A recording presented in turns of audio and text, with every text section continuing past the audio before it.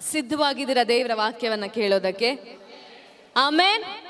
ಶಬ್ದ ಬರಬೇಕು. ಆಮೇನ್. ನಾನು ಆಗಲೇ ಹೇಳಿದೆ, ನಾನು ನೀನು ಆರಾಧಿಸುವಂತ ದೇವರು ಎಂಥ ದೇವರು? ಬದಲಾವಣೆಗಳನ್ನ ತರುವಂತ ದೇವರು. ಹಲ್ಲೆಲೂಯಾ. ಎಂಥ ಪರಿಸ್ಥಿತಿಗಳಲ್ಲಿಯೂ ಕೂಡ ದೇವರು ಬದಲಾವಣೆಗಳನ್ನ ತರೋದಕ್ಕೆ ಸಾಧ್ಯ. ಅದಕ್ಕೆ ಸಾಕ್ಷಿಯಾಗಿರುವಂತ ಒಂದು ಪುಸ್ತಕ ಸತ್ಯವೇದದಲ್ಲಿದೆ. ಇದು ನನಗೆ ಬಹಳ ಹತ್ತಿರವಾಗಿರುವಂತ ಪುಸ್ತಕ. ದೇವರು ಬಹಳ ವಿಭಿನ್ನವಾಗಿ ಕಾರ್ಯ ಮಾಡಿರುವಂತ ಪುಸ್ತಕ. ದೇವರ ಕ್ರಿಯೆಗಳನ್ನ ನಾವು ನೋಡುವಂತ ಪುಸ್ತಕ. ದೇವರ ಕೈ ಕೆಲಸವನ್ನ ನಾವು ನೋಡುವಂತ ಪುಸ್ತಕ ಇದಾಗಿದೆ. ಹಲ್ಲೆಲೂಯಾ. ದೇವರು ಹೇಗೆ ಬೇಕಾದರೂ ಬದಲಾವಣೆಗಳನ್ನ ತರೋದಕ್ಕೆ ಸಾಧ್ಯ ಎಂಬುದಾಗಿ ಈ ಪುಸ್ತಕ ನಮಗೆ ಬಲವಾಗಿ ಸ್ಪಷ್ಟಪಡಿಸುತ್ತದೆ. ಅದು ಬೇರೆ ಯಾವುದೂ ಅಲ್ಲ, ಎಸ್ತೇರಳ ಪುಸ್ತಕ. ಹಲ್ಲೆಲೂಯಾ. ಈ ಪುಸ್ತಕ ಒಂದು ಎಕ್ಸೈಟಿಂಗ್ ಪುಸ್ತಕ. ಹೇಗೆ ಅಂದ್ರೆ, ನೀವೊಂದು ಮೂವಿ ನೋಡಿದಾಗ ಹೇಗೆ ಎಕ್ಸೈಟ್ಮೆಂಟ್ ನಿಮ್ಮಲ್ಲಿ ಇರುತ್ತೋ, ನೆಕ್ಸ್ಟ್ ಏನಾಗುತ್ತೋ ಅಂತ, ಅದೇ ರೀತಿಯಾಗಿ ಕುತೂಹಲವನ್ನ ತರುವಂತ ಪುಸ್ತಕ ಇದಾಗಿದೆ. ಹಲ್ಲೆಲೂಯಾ. ಮುಂದೆ ಏನಾಗುತ್ತೆ ಅನ್ನುವಂಥ ಕುತೂಹಲವನ್ನ ತರುವಂತ ಪುಸ್ತಕ. ಯಾಕಂದ್ರೆ ದೇವರು ಯಾವ ಕ್ಷಣದಲ್ಲಿ ಹೇಗೆ ಬದಲಾವಣೆಗಳನ್ನ ತರ್ತಾರೆ ಎಂಬುದಾಗಿ ನಾವು ಕುತೂಹಲದಿಂದ ಕಾಯ್ತೇವೆ. ಹಲ್ಲೆಲೂಯಾ. ಅದಕ್ಕೆ ಮಾತ್ರ ಅಲ್ಲ, ಈ ಪುಸ್ತಕದಲ್ಲಿ ಇನ್ನೊಂದು ಇಂಟ್ರೆಸ್ಟಿಂಗ್ ವಿಷಯ ಇದೆ. ಅದೇನಂತ ನಾನು ನಿಮಗೆ ಕೊನೆಯದಾಗಿ ಹೇಳ್ತೀನಿ, ಇಲ್ಲಾಂದ್ರೆ ನೀವು ಎಚ್ಚರಿಕೆಯಿಂದ ಇರೋದಿಲ್ಲ. ಈಗಲೇ ನಾನು ಹೇಳಿಬಿಟ್ರೆ. ಹಲ್ಲೆಲೂಯಾ. ಒಂದು ಇಂಟ್ರೆಸ್ಟಿಂಗ್, ಒಂದು ಕುತೂಹಲದ ವಿಷಯ ನಾನು ನಿಮಗೆ ಕೊನೆಯದಾಗಿ ಹೇಳ್ತೀನಿ, ಯಾಕೆ ಈ ಪುಸ್ತಕ ಇಷ್ಟು ಸ್ಪೆಷಲ್ ಆಗಿದೆ ಬೈಬಲ್ನಲ್ಲಿ ಅಂತ. ಹಲ್ಲೆಲೂಯಾ. ಬಾಬಿಲೋನ್ ಸಂಸ್ಥಾನ ಯೆರೂಸಲೇಮಿನಲ್ಲಿರುವಂತ ಇಸ್ರೇಲ್ ಮಕ್ಕಳೆಲ್ಲರನ್ನ, ಯಹೂದ್ಯರೆಲ್ಲರನ್ನ ದಾಸತ್ವಕ್ಕೆ ತೆಗೆದುಕೊಂಡ ನಂತರ 100 ವರ್ಷಗಳಾದ ಮೇಲೆ ಕೆಲವು ಇಸ್ರಾಯೇಲರು, ಕೆಲವು ಯಹೂದ್ಯರು ಮತ್ತೆ ತಿರುಗಿ ಯೆರೂಸಲೇಮಿಗೆ ಹೋಗ್ತಾರೆ. ಅದರಲ್ಲಿ ಏಜ್ರನು ಕೂಡ ಒಬ್ಬ, ನೆಹೆಮಿಯನು ಕೂಡ ಒಬ್ಬ. ನಾನು ಆಲ್ರೆಡಿ ನೆಹೆಮಿಯನ ಬಗ್ಗೆ ನಿಮ್ಮ ಹತ್ರ ವಿವರವಾಗಿ ಹೇಳಿದ್ದೇನೆ. ಹಲ್ಲೆಲೂಯಾ. ನಾನು ನಂಬುತ್ತೇನೆ ಆಲ್ಮೋಸ್ಟ್ ನಿಮಗೆ ಒಂದು ಐಡಿಯಾ ಇದೆ ನೆಹೆಮಿಯ, ಏಜ್ರನ ಬಗ್ಗೆ. ಏಜ್ರನು ದೇವಾಲಯವನ್ನ ಕಟ್ಟಿಸಿದನು. ನೆಹೆಮಿಯನ್ ಏನ್ ಕಟ್ಟಿಸಿದನು ಹೇಳಿ? ಪೌಳಿ ಗೋಡೆಗಳನ್ನ ಕಟ್ಟಿಸಿದರು. ಈ ಎಸ್ತೇರ್ ಪುಸ್ತಕದಲ್ಲಿ ಯಹೂದ್ಯರು ಎಲ್ಲಿ ವಾಸ ಮಾಡ್ತಾ ಇರ್ತಾರಂದ್ರೆ, ಶೂಷೇನ್ ಎಂಬ ಪಾರಸಿಕ ರಾಜ್ಯದ ರಾಜಧಾನಿಯಲ್ಲಿ ಯಹೂದ್ಯರ ಒಂದು ಗುಂಪು, ಅಂದ್ರೆ ಕೆಲವು ಯಹೂದ್ಯರು ಯಾರು ಮತ್ತೆ ಯೆರೂಸಲೇಮಿಗೆ ಹಿಂತಿರುಗಲಿಲ್ಲವಲ್ಲ, ಯಾರು ಹಿಂತಿರುಗಲಿಲ್ವೋ ಆ ಯಹೂದ್ಯರು ಮಾತ್ರ ಇಲ್ಲಿ ವಾಸ ಮಾಡ್ತಾ ಇರ್ತಾರೆ. ಕೆಲವರು ತಮ್ಮ ಆಯ್ಕೆಯಿಂದ ಮತ್ತೆ ಹೋಗುತ್ತಾರೆ ಯೆರೂಸಲೇಮಿಗೆ, ಆದ್ರೆ ಕೆಲವರು ಮಾತ್ರ ಅಲ್ಲೇ ಉಳಿದುಕೊಳ್ಳುತ್ತಾರೆ. ಹಲ್ಲೆಲೂಯಾ. ಆ ಯಹೂದ್ಯರ ವಿಷಯದಲ್ಲಿ ಏನಾಗತ್ತೆ ಎಂಬುದಾಗಿ ನಾವು ಸತ್ಯವೇದದಲ್ಲಿ ನೋಡುವಂತವರಾಗೋಣ. ಹಲ್ಲೆಲೂಯಾ. ಈ ಎಸ್ತೇರ್ ಪುಸ್ತಕದ ಮೊದಲನೇ ಅಧ್ಯಾಯದಲ್ಲಿ ಒಬ್ಬ ರಾಜನ ಬಗ್ಗೆ ಇಲ್ಲಿ ಸತ್ಯವೇದ ಸ್ಪಷ್ಟಪಡಿಸ್ತಾ ಇದೆ. ಆ ರಾಜನ ಯಾರೆಂಬುದಾಗಿ ನೋಡೋಣ. ಎಲ್ಲರೂ ಓದಿಕೊಳ್ಳೋಣ. ಎಸ್ತೇರ್ ಪುಸ್ತಕ 1ನೇ ಅಧ್ಯಾಯ. ಹಿಂದೂಸ್ತಾನ ಮೊದಲುಗೊಂಡು ಕೂಶಿನವರೆಗೂ ಇರುವ 127 ಸಂಸ್ಥಾನಗಳನ್ನು ಆಳುತ್ತಿದ್ದ ಅಹಶ್ವೇರೋಷನ ಕಾಲದಲ್ಲಿ ನಡೆದ ಚರಿತ್ರೆ. ಯಾರು ರಾಜ? ಅಹಶ್ವೇರೋಷ. ಈತನ ಕಾಲದಲ್ಲಿ ನಡೆಯುವಂತ ಒಂದು ಸಂಗತಿಯನ್ನು ಬೈಬಲ್ ಸ್ಪಷ್ಟಪಡಿಸ್ತಾ ಇದೆ. ನೋಡಿ, ಬೈಬಲ್ ಎಷ್ಟು ಡೀಟೇಲ್ ಆಗಿ ಸ್ಪಷ್ಟಪಡಿಸ್ತಾ ಇದೆ ಅಂದ್ರೆ, 127 ಸಂಸ್ಥಾನಗಳಿಗೆ ಈತನ ರಾಜನಾಗಿದ್ದನಂತೆ. ಬೈಬಲಲ್ಲೇ ಹಾಗೆ ಹೇಳಬಹುದಿತ್ತು, ಒಬ್ಬ ಮಹಾರಾಜನು ಇದ್ದನು ಎಂಬುದಾಗಿ. ಆದ್ರೆ ಇಲ್ಲಿರುವಂತ ಬರಹಗಾರನು ತುಂಬಾ ಡೀಟೇಲ್ ಆಗಿ ನಮಗೆ ತಿಳಿಸಿಕೊಡ್ತಾ ಇದ್ದಾನೆ.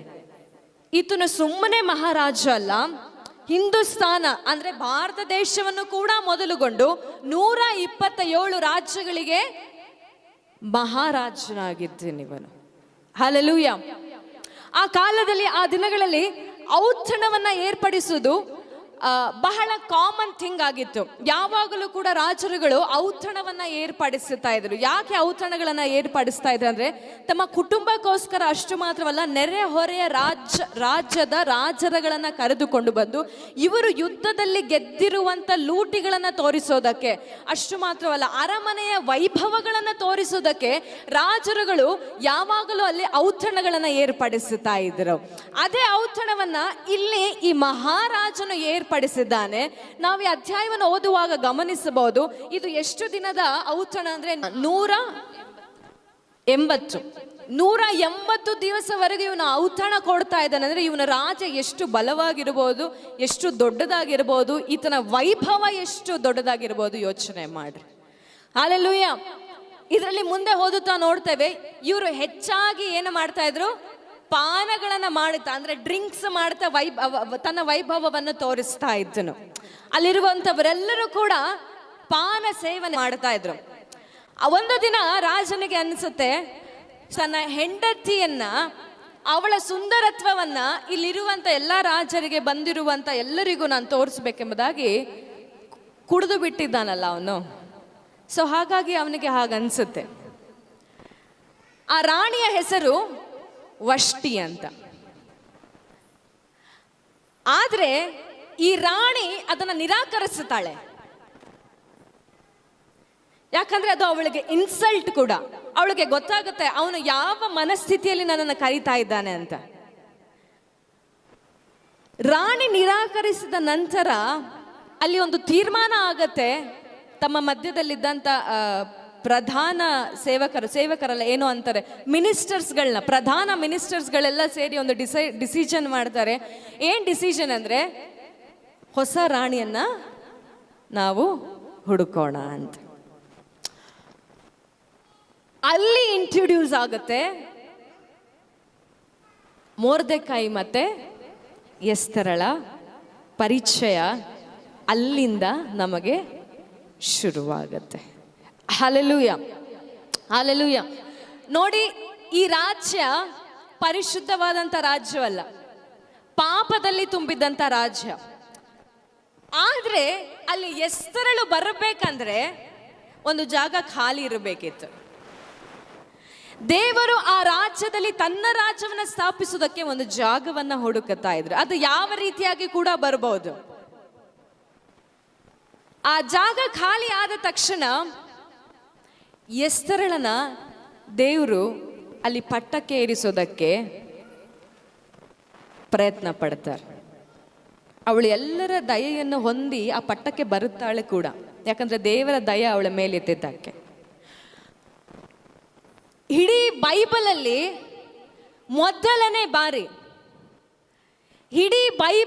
ಮೊದಲನೇ ಬಾರಿ ತನ್ನ ಜನರನ್ನ ರಕ್ಷಿಸೋದಕ್ಕೆ, ಯಹೂದ್ಯರನ್ನ ರಕ್ಷಿಸೋದಕ್ಕೆ ದೇವರು ಯಾವುದೇ ಯಾಚಕರನ್ನ ಉಪಯೋಗ ಮಾಡಲಿಲ್ಲ, ಯಾವುದೇ ಪ್ರವಾದಿಗಳನ್ನ ಉಪಯೋಗ ಮಾಡಲಿಲ್ಲ, ಯಾವುದೇ ಮಹಾಶೂರರನ್ನ ಉಪಯೋಗ ಮಾಡಲಿಲ್ಲ. ಅದಕ್ಕೆ ಬದಲಾಗಿ ಒಂದು ಹೆಣ್ಣು ಮಗಳನ್ನ ದೇವರು ಉಪಯೋಗ ಮಾಡಿಕೊಂಡ್ರು.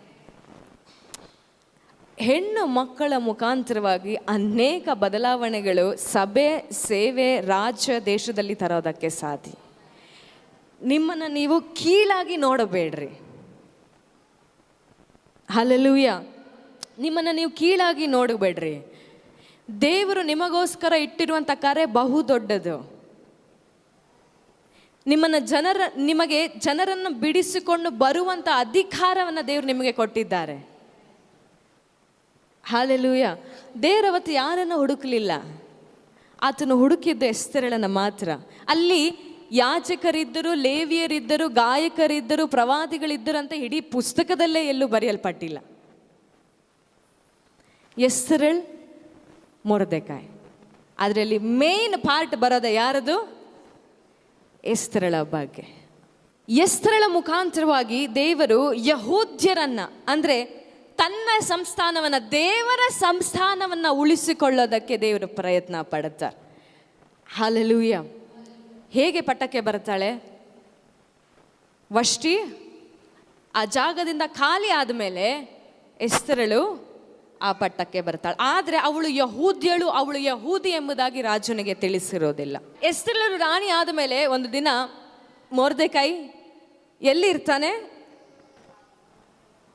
ಅರಮನೆ ಬಾಗಿಲಲ್ಲಿ ನಿಂತಿರಬೇಕಾದ್ರೆ ಇಬ್ಬರು ಪ್ರಧಾನ ಸೈನಿಕರು ಮಾತಾಡ್ಕೊಳ್ತಿರ್ತಾರೆ, ಹೇಗಾದರೂ ಮಾಡಿ ನಾವು ರಾಜನನ್ನ ಸಾಯಿಸಿ ಬಿಡೋಣ ಅಂತ. ಆ ಮಾತನ್ನ ಈ ಮೊರ್ದೆಕೈ ಕೇಳಿಸಿಕೊಳ್ತಾನೆ. ಅದನ್ನ ಹೋಗಿ ಯಾರಿಗೆ ತಿಳಿಸ್ತಾಳೆ? ಎಸ್ತೇರಳಿಗೆ ತಿಳಿಸ್ತಾನೆ.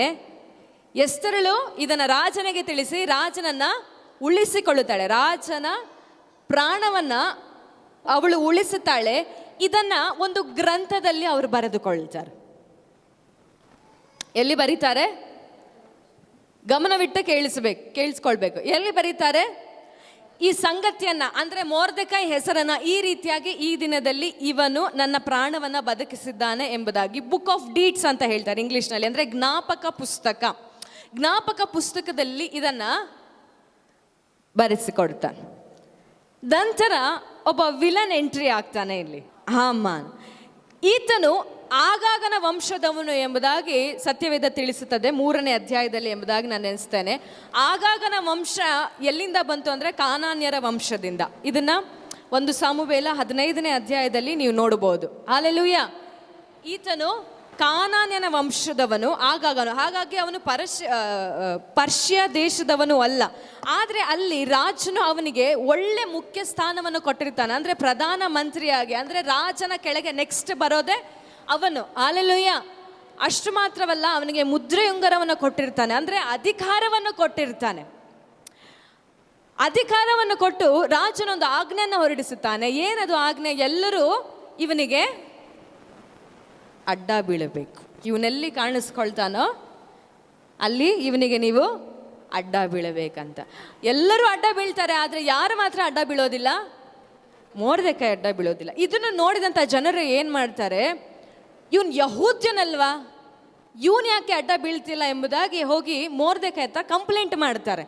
ಮೊರ್ದೆಕೈ ಹತ್ರ ಕಂಪ್ಲೇಂಟ್ ಮಾಡಿದಾಗ ಅವನು ಅಂದುಕೊಳ್ತಾನೆ, ಇವನನ್ನು ಮಾತ್ರ ಯಾಕೆ, ಇಡೀ ಇವನ ಜನರನ್ನೇ ನಾವು ನಾಶ ಮಾಡಿಬಿಡೋಣ. ಹಲ್ಲೆಲೂಯಾ. ಇವನ ಜನರನ್ನೇ ನಾವು ನಾಶ ಮಾಡಿಬಿಡೋಣ ಎಂಬುದಾಗಿ ಆತನ ರಾಜನ ಹತ್ರ ಹೋಗಿ ರಾಜನಿಂದ ಅಫಿಷಿಯಲ್ ಲೆಟರ್ನ ತೆಗೆದುಕೊಂಡು ಆ ರಾಜ ಮುದ್ರೆಯನ್ನು ಅದಕ್ಕೆ ಹಾಕಿ ಈಗ ಒಂದು ಪ್ರಕಟಣೆನ ಹೊರಡಿಸಿಬಿಟ್ಟಿರ್ತಾನೆ. ಏನಂತ ಪ್ರಕಟಣೆ?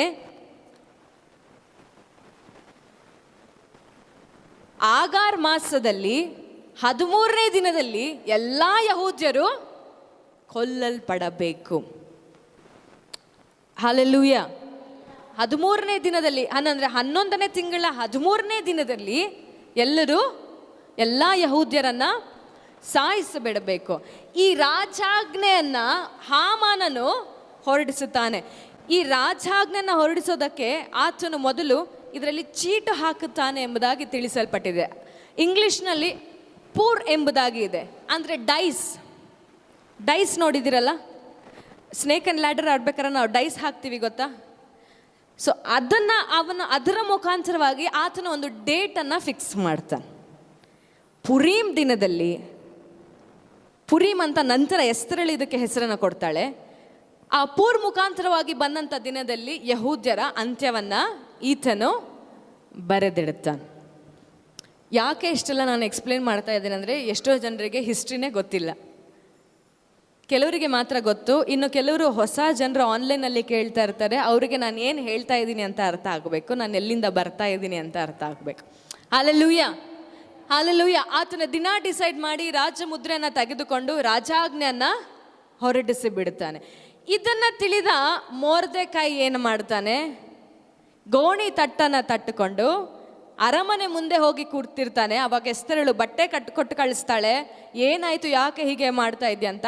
ಆಗ ಹಾಮಾನನ್ ಹೇಳ್ತಾನೆ, ನನಗೆ ಈ ಬಟ್ಟೆ ಬೇಡ, ನಡೆದ ಸಂಗತಿ ಎಲ್ಲವನ್ನ ಎಸ್ತೇರಳಿಗೆ ವಿವರಿಸುತ್ತಾನೆ. ಹಲ್ಲೆಲೂಯಾ. ಹಲ್ಲೆಲೂಯಾ. ಇಲ್ಲಿ ಶುರುವಾಗುತ್ತೆ ದೇವರ ಕಾರ್ಯ. ಹಲ್ಲೆಲೂಯಾ. ಎಸ್ತೇರಳು ಒಂದು ಮಾತನ್ನು ಹೇಳ್ತಾಳೆ, ನಾನು ರಾಜಾಜ್ಞೆ ಇಲ್ಲದ ಹಾಗೆ, ರಾಜನ ಚಿತ್ತ ಇಲ್ಲದ ಹಾಗೆ ನಾನು ಅರಮನೆಯೊಳಗೆ ಪ್ರವೇಶ ಮಾಡೋದಕ್ಕೆ ಅರ್ಹತೆ ನನಗೆ ಇರೋದಿಲ್ಲ. ಒಂದು ವೇಳೆ ನಾನು ಹೋದರೆ ನಾನು ಸಾಯಲು ಕೂಡ ಬಹುದು. ಯಾಕಂದರೆ ಪಾರಸಿಕ ರಾಜ್ಯದ ಆಜ್ಞೆಗಳಲ್ಲಿ ಇದು ಕೂಡ ಒಂದು ಮುಖ್ಯವಾದಂಥ ಆಜ್ಞೆ. ರಾಜನ ಆಜ್ಞೆ ಇಲ್ಲದ ಹಾಗೆ, ಆತನ ಚಿತ್ತ ಇಲ್ಲದ ಹಾಗೆ ಅರಮನೆಯೊಳಗೆ ಅಥವಾ ಅವನಿರುವಂಥ ಸ್ಥಳಕ್ಕೆ ಯಾರೂ ಕೂಡ ಬರಕೂಡದು. ಒಂದು ವೇಳೆ ಬಂದರೆ ಶಿಕ್ಷೆ ಎಷ್ಟು ಕಠಿಣವಾಗಿರುತ್ತದೆ ಅಂದರೆ ಅವರನ್ನು ಸಾಯಿಸ್ಬೋದು. ಸೊ ಇದನ್ನು ಎಸ್ತರು ಹೇಳ್ತಾಳೆ. 4ನೇ ಅಧ್ಯಾಯದ 13ನೇ ವಚನವನ್ನು ನಾವು ಓದಿಕೊಳ್ಳುವಂಥವ್ರಾಗೋಣ. ಅದನ್ನು ಹೇಳಿದ ನಂತರ ಮೊರ್ದೆಕೈ ಒಂದು ಮಾತನ್ನು ಹೇಳ್ತಾನೆ. ನಾವೆಲ್ಲರೂ ಕೂಡ ಅದನ್ನು ಕೇಳಿಸಿಕೊಳ್ಳುವಂಥವ್ರಾಗೋಣ. ಶಬ್ದವಾಗಿ ಓದಿರಿ ಯಾರಾದರೂ. ಅವನು ತಿರುಗಿ ಎಸ್ತೇರಳಿಗೆ, ಯಹೂದ್ಯರೆಲ್ಲ ನಾಶವಾದರೂ ನಾನೊಬ್ಬಳು ಅರಮನೆಯಲ್ಲಿರುವುದರಿಂದ ಉಳಿಯುವೆನು ಎಂದು ಭಾವಿಸಿಕೊಳ್ಳಬೇಡ.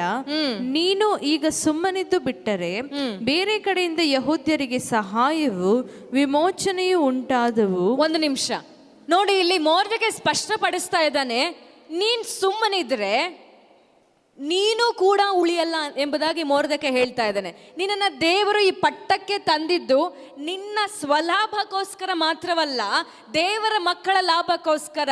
ಹಾಲೆಲೂಯ. ಒಂದು ವೇಳೆ ಇವತ್ತು ನನಗೆ ದೇವರು ಇಲ್ಲಿ ಜಾಗ ಖಾಲಿ ಇರೋದಕ್ಕೆ, ಅದನ್ನು ತುಂಬಿಸುವುದಕ್ಕೆ ನನ್ನ ಕರೆದುಕೊಂಡು ಬಂದಿದ್ದಾರಂದ್ರೆ ಇದು ನನ್ನ ಸ್ವಲಾಭಕ್ಕೋಸ್ಕರ ಅಲ್ಲ, ಇದು ದೇವರ ಮಕ್ಕಳ ಲಾಭಕ್ಕೋಸ್ಕರ. ಹಾಲೆಲೂಯ.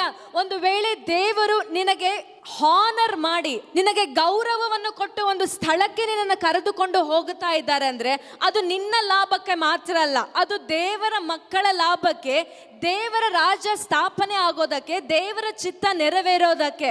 ಹಾಲೆಲೂಯ.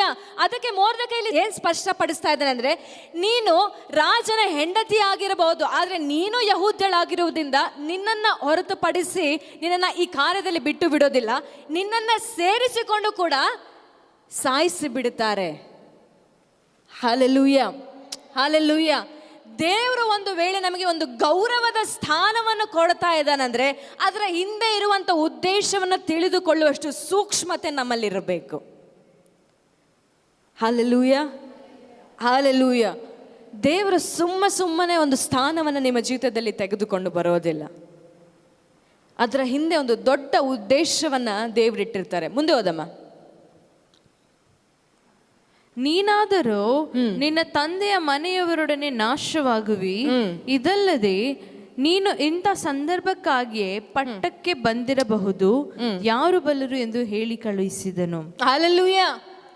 ಮೊರ್ದೆಕೈ ಅವಳಿಗೆ ಸ್ಪಷ್ಟಪಡಿಸ್ತಿದ್ದಾನೆ, ನೀನು ಇಷ್ಟು ಸುಂದರವಾಗಿದ್ದು, ಇಷ್ಟೂ ಜನ ಕನ್ಯೆಯರ ಮಧ್ಯದಲ್ಲಿ ನೀನೊಬ್ಬಳೇ ರಾಜನಿಂದ ಆಯ್ಕೆ ಆಗಿದ್ದು, ಇಷ್ಟೂ ಜನರ ಮಧ್ಯದಲ್ಲಿ ನೀನೊಬ್ಬಳೇ ರಾಣಿ ಆಗಿದ್ದು, ಯಾರಿಗೆ ಗೊತ್ತು ದೇವರು ಬೇಕಂತ ನಿನ್ನನ್ನೇ ಆರಿಸಿಕೊಂಡ್ರೇನೋ, ಈ ಸಮಯಕ್ಕೆ ನೀನು ಇಲ್ಲಿ ಇರಬೇಕೆಂಬುದಾಗಿ ದೇವರು ನಿನ್ನ ಆರಿಸಿಕೊಂಡಿದ್ದಾರೇನೋ.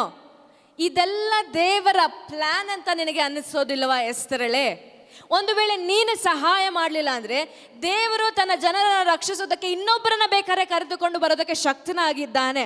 ಆದರೆ ಒಂದಂತೂ ಸತ್ಯ, ದೇವರು ಬೇಕಂತಾನೆ ನಿನ್ನನ್ನು ಈ ಪಟ್ಟಕ್ಕೆ ತಂದಿರಬಹುದು. ಅದರ ಬಗ್ಗೆ ನೀನು ಯೋಚನೆ ಮಾಡುವಂತ. ಈ ದಿನಗಳಲ್ಲಿ ಅನೇಕ ಎಸ್ತರಳರಿದ್ದಾರೆ, ಆದರೆ ಎಸ್ತರಳಿಗೆ ಒಬ್ಬ ಮೊರ್ದೆಕೈ ಅವಶ್ಯಕತೆ ಇದೆ. ಮೊರ್ದೆಕೈ ಇಲ್ಲದ ಹಾಗೆ ಎಸ್ತರಳು ಈ ಕಾರ್ಯವನ್ನು ಮಾಡೋದಕ್ಕೆ ಸಾಧ್ಯವಾಗುತ್ತಾ ಇರಲಿಲ್ಲ. ಹಾಲೆಲೂಯ. ಅನೇಕ ಸೇವಕರಿಗೆ ಮೊರ್ದೆಕೈ ಅವಶ್ಯಕತೆ ಇದೆ.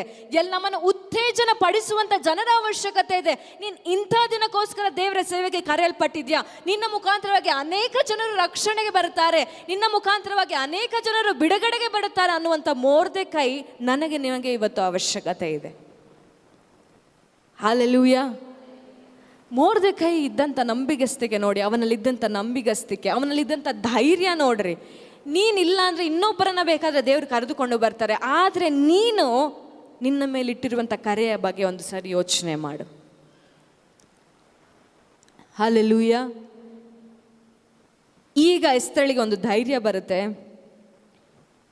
ಓಕೆ,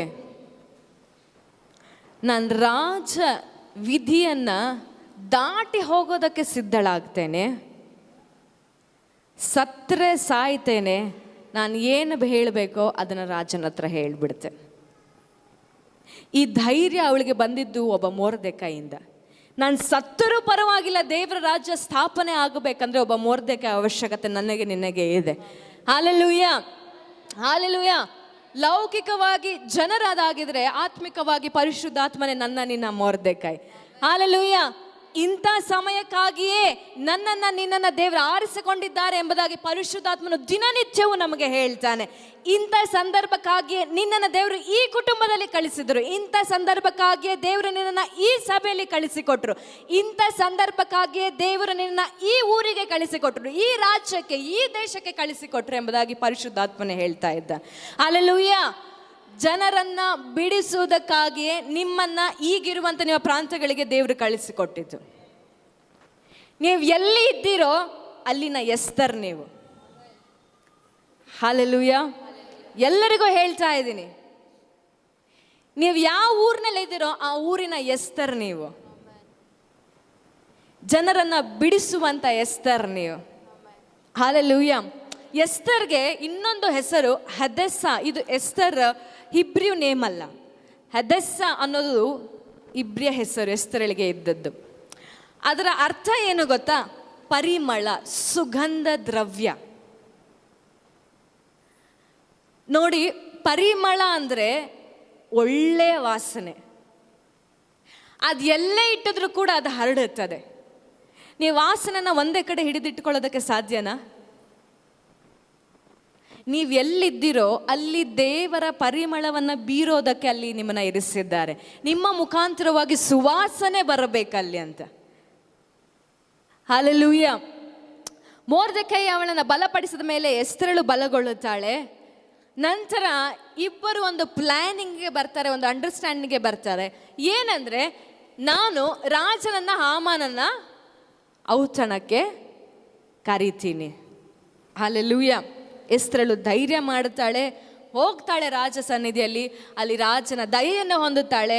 ರಾಜನ ಕೇಳ್ತಾನೆ, ನಿನಗೇನು ಬೇಕು? ನಿನ್ಗೆ ಅರ್ಧ ರಾಜ್ಯ ಬೇಕಂದ್ರೆ ನಾನು ಕೊಡ್ತೀನಿ ಅಂತ ಹೇಳ್ತಾನೆ ರಾಜನು. ಆದರೆ ಎಸ್ತರಳು ಹೇಳ್ತಾಳೆ, ನಾನು ಮಾಡುವಂಥ ಔತಣದಲ್ಲಿ ನೀನು ಮತ್ತೆ ಹಾಮಾನನು ಬರಬೇಕೆಂಬುದಾಗಿ ನಾನು ಕೇಳ್ಕೊಳ್ತೇನೆ ಅಂತ ಹೇಳ್ತಾಳೆ. ಆದರೆ ಮೊದಲನೇ ದಿನದ ಔತಣದಲ್ಲಿ ಏನು ನಡೆಯುತ್ತೆ ಅಂದರೆ, ಎಸ್ತರಳು ಔತಣವನ್ನೆಲ್ಲವನ್ನು ಸಿದ್ಧಪಡಿಸಿ ಹಾಮಾನನನ್ನು ರಾಜನನ್ನ ಆಹ್ವಾನ ಮಾಡ್ತಾಳೆ. ಇಬ್ಬರು ಬರುತ್ತಾರೆ. ಇಬ್ಬರು ಊಟ ಮಾಡಿ ಪಾನ ಸೇವನೆ ಮಾಡಿದ ನಂತರ 5ನೇ ಅಧ್ಯಾಯದ 6ನೇ ವಚನ, ದ್ರಾಕ್ಷಾರಸ ಪಾನ ಮಾಡುವಾಗ ಅರಸನು ತಿರುಗಿ ಎಸ್ತೇರಳಿಗೆ, ನಿನ್ನ ವಿಜ್ಞಾಪನೆ ಯಾವುದು ಹೇಳು, ಅದನ್ನು ನೆರವೇರಿಸುವೆನು. ನೀನು ನನ್ನ ಅರ್ಧ ರಾಜ್ಯವನ್ನು ಕೇಳಿಕೊಂಡರೂ ಸರಿಯೇ, ಅದನ್ನು ನಿನಗೆ ಕೊಡುವೇನು ಅನ್ನಲು, ಎಸ್ತೇರಳು, ಅರಸರು ನನ್ನ ಮೇಲೆ ಕಟಾಕ್ಷವಿಟ್ಟು ನಾನು ಕೇಳುವುದನ್ನು ಕೊಡುವುದಕ್ಕೆ ನನ್ನ ವಿಜ್ಞಾಪನೆಯನ್ನು ನೆರವೇರಿಸುವುದಕ್ಕೂ ಮನಸ್ಸುಳ್ಳವರಾಗಿದ್ದರೆ ನಾನು ತಮಗೋಸ್ಕರ ಸಿದ್ಧ ಮಾಡಿಸುವ ಔತಣಕ್ಕೆ ನಾಳೆಯೋ ಹಾಮಾನನ ಜೊತೆಯಲ್ಲಿ ಬರೋಣವಾಗಲಿ. ಆಗ ಅರಸರು ಹೇಳಿದಂತೆ ಮಾಡುವೆನು. ಇದೇ ನನ್ನ ಮನವಿ ಎಂದು ಉತ್ತರ ಕೊಟ್ಟಳು. Hallelujah, hallelujah. ಆಲ್ರೆಡಿ ಇವಾಗ ಎಸ್ತಳಿಗೆ ಚಾನ್ಸ್ ಇತ್ತು, ಅವಳಿಗೆ ಏನು ಬೇಕೋ ಅದನ್ನ ಕೇಳೋದಕ್ಕೆ. ಅದಕ್ಕೆ ಅವಳು ಈ ಔತಣವನ್ನು ಏರ್ಪಡಿಸಿರೋದು. ಆದರೆ ಎಸ್ತರ್ ಹೇಳ್ತಾಳೆ, ನನ್ನ ವಿಜ್ಞಾಪನೆಯನ್ನ ನೆರವೇರಿಸುವುದಕ್ಕೆ ಮನಸ್ಸುಳ್ಳವರಾಗಿದ್ದರೆ ನನಗೆ ಏನು ಬೇಕಂದ್ರೆ ನಾಳೆನೂ ಕೂಡ ಊಟಕ್ಕೆ ಬನ್ನಿ ಅಂತಾಳೆ. ಅವಳು ಮೊದಲನೇ ದಿನಾನೇ ಅವಳಿಗೆ ಬೇಕಾಗಿದ್ದಂಥ ವಿಜ್ಞಾಪನೆಯನ್ನು ಹೇಳಿ ಹಾಮನನ್ನ ಹಿಡಿಸಿ ಕೊಡ್ಬೋದಾಗಿತ್ತು. ಆದರೆ ಏನೋ ಒಂದು ಅವಳನ್ನು ತಡೆಯುತ್ತೆ. ಅವತ್ತು ದೇವರು ಯಾವುದೋ ರೀತಿಯಾಗಿ ಅವಳ ಬಾಯನ್ನ ಕಂಟ್ರೋಲಿಗೆ ತೆಗೆದುಕೊಂಡು ಅವತ್ತು ಅವಳ ವೈರ್ಯ ವಿರುದ್ಧವಾಗಿ ಮಾತನಾಡೋ ಬದಲು ಇನ್ನೊಂದು ದಿನ ಎಕ್ಸ್ಟ್ರಾ ಕೇಳ್ತಾಳೆ. Hallelujah, hallelujah. ಗಮನವಿಟ್ಟು ಕೇಳ್ರಿ. ಇವತ್ತು ಯಾರೆಲ್ಲ ಅಂದುಕೊಳ್ತಾ ಇದ್ದೀರೋ, ವೈರಿ ಇಷ್ಟೆಲ್ಲ ಕಾರ್ಯ ನನ್ನ ವಿರುದ್ಧವಾಗಿ ಮಾಡ್ತಾ ಇದ್ದಾರೆ, ನನ್ನ ವಿರುದ್ಧವಾಗಿ ಎಷ್ಟೋ ಜನರು ಸಂಚು ಮಾಡ್ತಾ ಇದ್ದಾರೆ, ಆದರೂ ಕೂಡ ಯಾಕೆ ದೇವ್ರೇನು ಮಾಡ್ತಾ ಇಲ್ಲ, ಎಷ್ಟು ಅವಕಾಶಗಳಿದ್ದರೂ ಕೂಡ ಯಾಕೆ ಏನು ಆಗುತ್ತಾ ಇಲ್ಲ ಅನ್ನೋರಿಗೆ ಈ ಸಂದೇಶ ಆಗಿದೆ. ಹಲ್ಲೆಲೂಯಾ. ದೇವರು ಆ ಮೊದಲನೇ ದಿನ ಅವಳ ಬಾಯನ್ನು ತಡೀತಾರೆ, ನಾಳೆ ಬನ್ನಿ ಅಂತ ಹೇಳ್ತಾಳವಳು. ಒಂದು ವೇಳೆ ಮೊದಲನೇ ದಿನ ಹೇಳಿದರೆ ರಾಜನ ರಿಯಾಕ್ಷನ್ ಹೇಗಿರ್ತಿತ್ತೋ ನನಗೆ ಗೊತ್ತಿಲ್ಲ, ಆದರೆ ಹೇಳೋದಿಲ್ಲ. ಅವಳು ಮೊದಲನೇ ದಿನವೇ ಹಾಮಾನನನ್ನ ಹಿಡಿದು ಕೊಡಲಿಲ್ಲ. ಅದಕ್ಕೆ ಪ್ರತಿಯಾಗಿ ಏನಾಗುತ್ತೆ ಗೊತ್ತಾ, ಇವನು ಪಾನ ಮಾಡಿ ಅಂದರೆ ಮದ್ಯ ಸೇವನೆ ಮಾಡಿ ಹಾಮಾನನ ಆಚೆ ಹೋಗ್ತಾನೆ. ಆಚೆ ಹೋಗ್ಬೇಕಾದ್ರೆ ಬೀದಿನಲ್ಲಿ ಎಲ್ಲರೂ ಅವನಿಗೆ ತಲೆ ಬಾಗುತ್ತಾ ಇರ್ತಾರೆ, ಮೊರ್ದೆಕೈ ಮಾತ್ರ ತಲೆ ಬಾಗಿರಲಿಲ್ಲ. ಹಲ್ಲೆಲೂಯಾ. ಆ ಮೊರ್ದೆಕೈ ತಲೆ ಬಾಗಲಿಲ್ಲ ಎಂಬುದಾಗಿ ಆತನು ಕೋಪಗೊಂಡು ಮನೆಗೆ ಹೋಗ್ತಾನೆ. ಮನೆಗೆ ಹೋದ ಮೇಲೆ ತನ್ನ ಮನೇಲಿರುವಂಥ ಸ್ವಲ್ಪ ಮುಖ್ಯರನ್ನ ತನ್ನ ಹೆಂಡತಿಗೆ ಕರೆದು ತುಂಬ ಸಂತೋಷದಿಂದ ಮಾತನಾಡ್ತೇನೆ, ಅಯ್ಯೋ ಯಾರನ್ನು ಕೂಡ ರಾಣಿ ಕರೀಲಿಲ್ಲ, ನನಗೆ ಮಾತ್ರ ವಿಶೇಷವಾಗಿ, ನನಗೆ ಮತ್ತು ರಾಜನು ಇಬ್ಬರಿಗೆ ಔತಣವನ್ನು ಕೊಟ್ಟಳು, ನನಗೆ ವಿಶೇಷ ಸ್ಥಾನ ಇದೆ, ಉನ್ನತ ಸ್ಥಾನ ಇದೆ ಈ ರಾಜ್ಯದಲ್ಲಿ ಎಂಬುದಾಗಿ ತನ್ನನ್ನು ತಾನು ಹೆಚ್ಚಿಸಿಕೊಳ್ತಾ ಇರ್ತಾನೆ ಜನರ ಮಧ್ಯದಲ್ಲಿ. ಅವನ ಹೆಂಡತಿಯಲ್ಲಿರುವಂಥ ಜನರೆಲ್ಲ ಸಂತೋಷ ಪಡ್ತಾ ಇರ್ತಾರೆ. ಆದರೆ ಒಂದೇ ವಿಷಯದಲ್ಲಿ ನನಗೆ ಕೋಪ ಇದೆ. ಅದು ಯಾರ ವಿಷಯ ಅಂದರೆ, ಈ ಯಹೂದಿ ಇದನ್ನಲ್ಲ ಮೊರ್ದೆಕಾಯನು, ಇವನು ಮಾತ್ರ ನನಗೆ ತಲೆ ಬಾಗಲಿಲ್ಲ. ಆಗ ಅವನ ಹೆಂಡತಿಗೆ ಕೋಪ ಬರುತ್ತೆ. ನೀನು ಯಾಕೆ ನಾಳೆ ರಾಜನಿಂದ ರಾಜಾಜ್ಞೆಯನ್ನು ತೆಗೆದುಕೊಂಡು ಅವನನ್ನು ಸಾಯಿಸಿಬಿಡಬಾರ್ದು? ನೀನು ಯಾಕೆ ರಾಜಾಜ್ಞೆಯನ್ನು ತೆಗೆದುಕೊಂಡು ಅವನನ್ನು ಸಾಯಿಸಿಬಿಡಬಾರ್ದು? ನೋಡಿ, ಇದೆಲ್ಲ ಒಂದೇ ದಿನದಲ್ಲಿ ನಡೀತಿರುವಂಥ ಸಂಗತಿಗಳು.